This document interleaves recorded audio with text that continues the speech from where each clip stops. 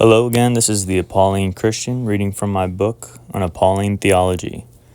This is chapter 3, Antioch, 49 AD. Should Jews be circumcised? In the year 49 AD, just north of Antioch, Paul and Silas meet up with a young Timothy. Timothy was a zealous kid who wanted to be Jewish and spread the good news of Jesus. Timothy, however, spent his whole life caught between the Jew and Gentile world. As his father was Greek and his mother and grandmother Jewish, he was never circumcised and never able to have a bar mitzvah, eat at Passover, or truly belong to Judaism.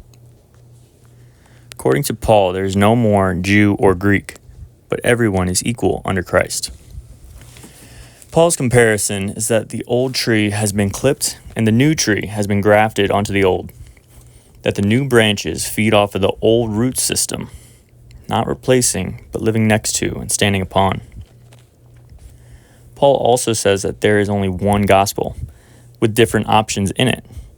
Paul would say that his gospel of grace is the better option.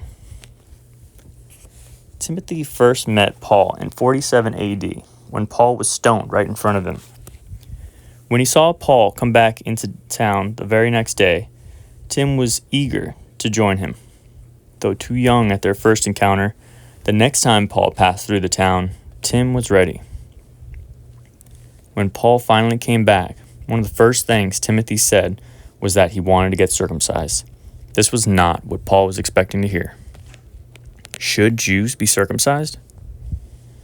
Paul was exceedingly angry and wrote a letter to all of Galatia, though it would seem that he was speaking to Timothy directly. Paul tells him that if he were to get circumcised, Jesus Christ's sacrifice would be of no value to him. Timothy would have to live the law of the Torah perfectly, or else be damned. And we know Paul does not think this would be a very easy feat for Timothy, if at all possible. Paul wishes that those who promote circumcision would go even further with it and castrate themselves. Maybe to Paul, this was just to help keep him from lust, or maybe he was angry with the Christians who promoted circumcision because they gave Paul's gospel of grace no credibility.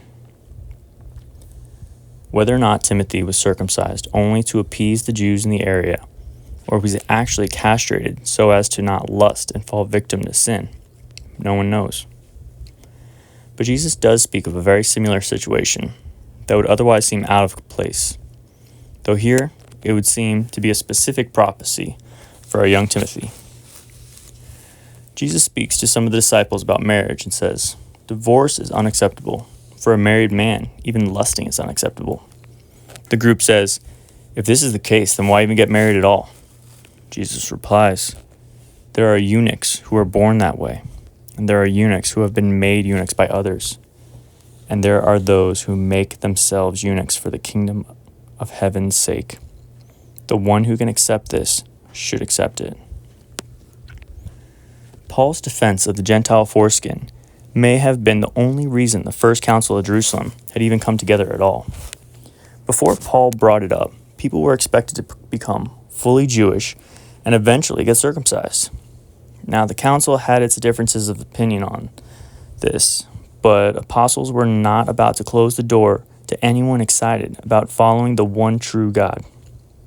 Peter, not Paul, announced himself as apostle to the Gentiles, and that he had seen God working through the uncircumcised before. The council ruled Gentiles could keep their foreskin, as they are not Jewish. Non-Jews would still have a place in the resurrection, as they always did. It was over 10 years later that Paul had to make his way back to Jesus' brother to try to repair this reputation with the church. James heard the rumors that Paul was telling Jewish people not to get circumcised. This, of course, was apostasy. James headed the church, who ruled that circumcision was not necessary for Gentiles, but was never referring to the Jewish people. That wouldn't even make sense, since Jesus was very clear about following everything Moses had taught. The people of Israel had been told to stand apart. Those under the covenant God made with Abraham and down to Israel have a duty to live at a higher standard than others. The promises to Israel are specific to Israel. Though as non-Jews we might do what little has been asked of us, we cannot claim what has been promised to Israel alone. To the one who much has been asked, much will be given. To the one who fails to do even the little bit that they've been asked of them, even that little bit of a reward will be taken away. I like to end this, as I do with all my chapters, with a prayer to St. Jude. Please join me. Dear St. Jude, please help these words I have written be picked up and tested.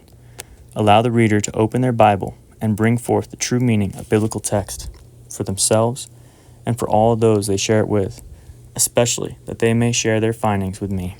Amen.